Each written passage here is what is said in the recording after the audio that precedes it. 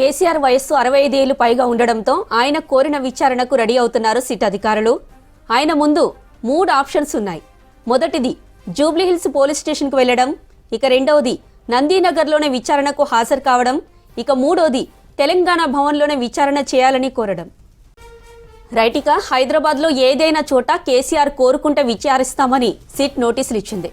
దీనిపై మరిన్ని డీటెయిల్స్ మా ప్రతినిధి ధనరాజ్ లైవ్ ద్వారా మరిన్ని డీటెయిల్స్ అందిస్తారు. ధనరాజ్, కేసీఆర్ స్టేషన్కి వస్తారా లేదంటే మరేదైనా ప్లేస్ చెప్తారా? ఆ డీటెయిల్స్ ఏంటి? జ్యోతి, ఫోన్ ట్యాపింగ్ కేసులో మాజీ ముఖ్యమంత్రి బీఆర్ఎస్ అధినేత అయినటువంటి కేసీఆర్కు కొద్దిసేపటి క్రితమే నందీనగర్లో నోటీసులు జారీ చేశారు.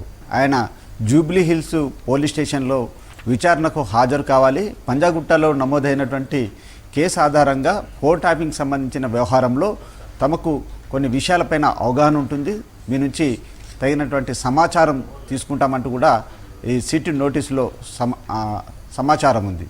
ఇక కేసీఆర్ చూసినట్టయితే ఆయనకు 65 ఏళ్ల వయసు రీత్యా కూడా ఒకవేళ మీరు జూబ్లీ హిల్స్ పోలీస్ స్టేషన్లోని సిట్కు విచారణకు హాజరు కానట్లయితే మీకు ఎగ్జిబిషన్ ఉంది. ఎందుకంటే మీరు కోరుకున్న చోట అయితే హైదరాబాద్కు సంబంధించినటువంటి సరౌండ్ ప్లేస్లలో చూసినట్టయితే కూడా మీరు విచారణకు హాజరు కావచ్చు. మీరు దానికి సంబంధించినటువంటి తదుపరి ప్లేస్ను కూడా మీరు కోరుకునే అవకాశం ఉంది కాబట్టి దానిపైన కూడా మీరు సమాచారం ఇవ్వాలని కూడా ఆ నోటీసులో విషయం ఉంది. ఇక మరి కేసీఆర్ చూసినట్టయితే 3 ఆప్షన్లు ఉన్నాయి.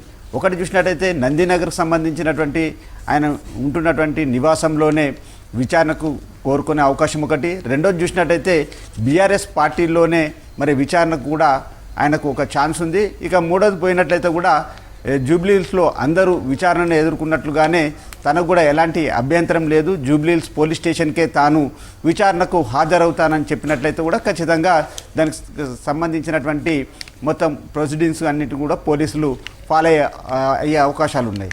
అయితే ఇలాంటి 3 ఆప్షన్లలో ఉన్నటువంటి క్రమంలో మరే నందీనగర్లోనే ఆయన విచారణకు సుముఖతగా ఉంటారా, లేకుంటే బీఆర్ఎస్ పార్టీలోనే తాను విచారణకు హాజరుకు సుముఖత ఉంటాడా, లేకుంటే అందరిలాగానే ఇప్పుడు అంటే ఏదైతే బీఆర్ఎస్ పార్టీకి చెందినటువంటి నేతలందరూ కూడా ఓవైపున హరీష్ రావు, కేటీఆర్, దాంతోపాటు సంతోష్ రావు, ఈ ముగ్గురు కూడా జూబ్లీహిల్స్ పోలీస్ స్టేషన్లోనే విచారణకు హాజరయ్యారు. తమకు తెలిసినటువంటి సమాచారం చెప్పడం జరిగింది. అదేవిధంగా పోలీసులు అడిగినటువంటి సమాచారం పైన కూడా స్టేట్మెంట్ ఇచ్చినారు. కాబట్టి అదేవిధంగా కూడా కేసీఆర్ మరే జూబ్లీహిల్స్ పోలీస్ స్టేషన్కు హాజరవుతారా అనే విషయం పైన కూడా క్లారిటీ రావాల్సిన అవసరం ఉంది. ముఖ్యంగా చూసినట్టయితే హైదరాబాద్కు సంబంధించినటువంటి సరౌండింగ్ ప్లేస్లలో మీరు కోరుకున్న చోట మాత్రం తాము విచారణ చేపట్టేందుకు కూడా గైడ్లైన్స్ ఉన్నాయి. కాబట్టి మరి మీరు నిర్దేశించినటువంటి ప్లేస్ను కోరుకోవచ్చని కూడా ఇటు సిట్ దానిలో సమాచారం ఇచ్చింది. కాబట్టి మరి కేసీఆర్ ఈ వ్యవహారం పైన కూడా,